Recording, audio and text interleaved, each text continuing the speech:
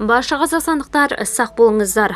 22 тамызда қай өңірлерде ауа райына байланысты ескерту жасалды. Қазгидромет синоптиктері 22 тамызда елдің басым бөлігінде қолайсыз ауа райына байланысты ескерту жасады. Алматы облысы оңтүстігінде аздаған жаңбыр, таулы аудандарында өткінші жаңбыр, найзағай күтіледі. Солтүстік шығыстан жел соғады. Облыс бойынша төтенше өрт қаупі, шығысында жоғары өрт қаупі сақталады. Алматы қаласында аздаған жаңбыр, найзағай күтіледі. Төтенше өрт қаупі сақталады. Төтенше өрт қаупі сақталуда. Іле Алатауының таулы аумақтарында өткінші жаңбыр, найзағай күтіледі. Ұлытау облысының солтүстігі мен шығысында түнде және таңертең тұман күтіледі. Төтенше өрт қаупі сақталады. Жезқазған қаласында төтенше өрт қаупі сақталады. Қарағанды облысының батысында, солтүстігінде, шығысында түнде және таңертең тұман күтіледі. Батысында, шығысында және оңтүстігінде төтенше өрт қаупі сақталады. Жетісу облысының таулы аудандарында түнде және таңертең тұман күтіледі.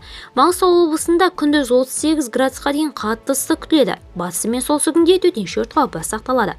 Ақтау қаласында төтенше өрт қаупі сақталады. Ақтөбе облысының солтүстігі мен шығысында түнде жаңбыр, найзағай, күндіз аздаған жаңбыр мен найзағай күтіледі.